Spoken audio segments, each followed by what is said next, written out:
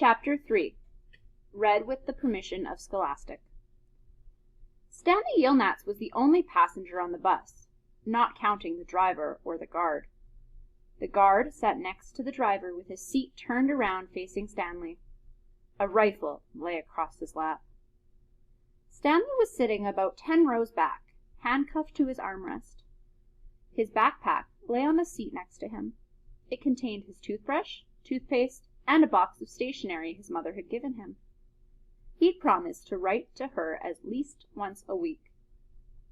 He looked out the window. Although there wasn't much to see, mostly fields of hay and cotton, he was on a long bus ride to nowhere.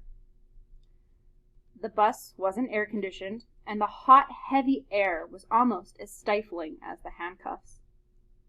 Stanley and his parents had tried to pretend that he was just going away to camp for a while, just like the rich kids do.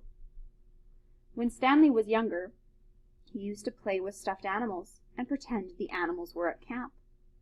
Camp Fun and Games, he'd called it. Sometimes he'd have them play soccer with a marble.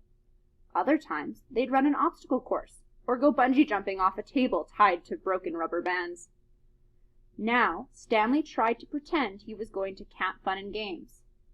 Maybe he'd make some friends, he thought. At least he'd get to swim in the lake. He didn't have any friends at home. He was overweight, and the kids at his middle school often teased him about his size. Even his teachers sometimes made cruel comments without realizing it. On his last day of school, his math teacher, Mrs. Bell, taught ratios.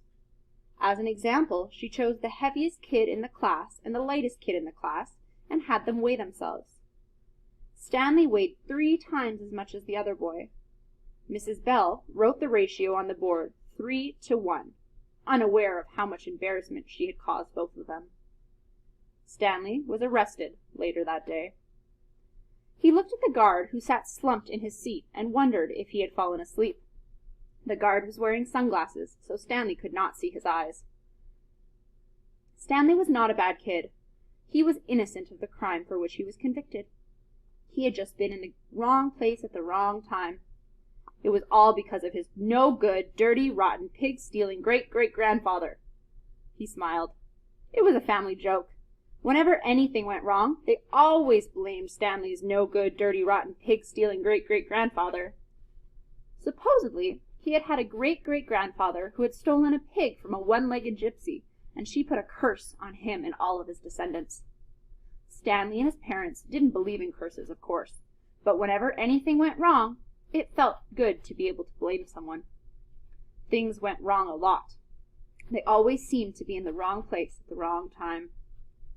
He looked out the window at the vast emptiness. He watched the rise and fall of a telephone wire. In his mind, he could hear his father's gruff voice singing softly to him. If only the woodpecker sighs, the bark on the tree was just a little bit softer. While the wolf waits below, hungry and lonely, he cries to the moon. If only.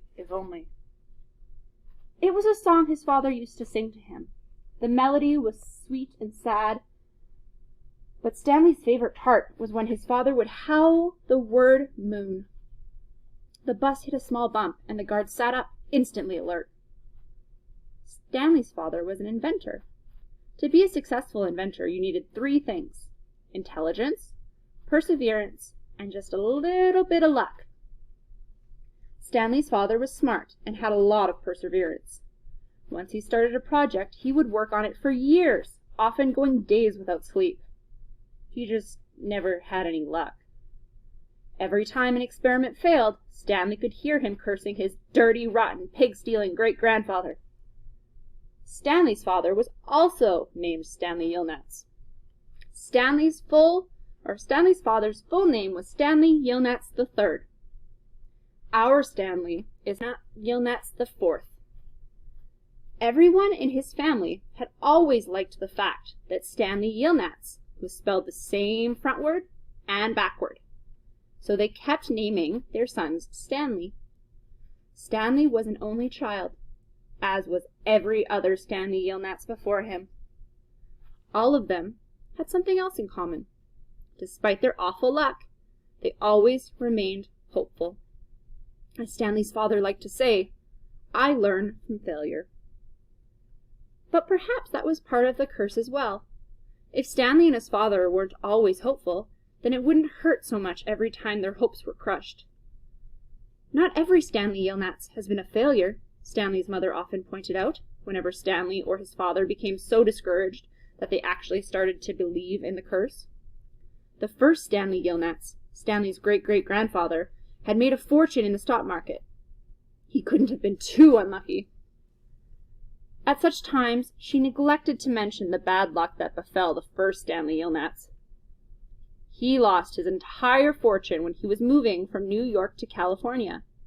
His stagecoach was robbed by the outlaw Kissin Kate Barlow. If it weren't for that, Stanley's family would now be living in a mansion on a beach in California. Instead, they were crammed in a tiny apartment that smelt of burning rubber and foot odor. If only, if only. The apartment smelled the way it did because Stanley's father was trying to invent a way to recycle old sneakers. The first person who finds a use for old sneakers, he said, will be a very rich man. But this latest project led to Stanley's arrest. The bus ride became increasingly bumpy because the road was no longer paved. Actually, Stanley had been impressed when he first found out that his great-grandfather was robbed by Kissin Kate Barlow. True, he would have preferred living on the beach in California, but it was still kind of cool to have someone in your family robbed by a famous outlaw. Now, Kate Barlow didn't actually kiss Stanley's great-grandfather. That would have been really cool, but she only kissed the men she killed. Instead, she robbed him and left him stranded in the middle of the desert. He was lucky to have survived, Stanley's mother was quick to point out. The bus was slowing down. The guard grunted as he stretched his arms. "Welcome to Camp Green Lake," said the driver. Stanley looked out the dirty window. He couldn't see a lake, and hardly anything was green.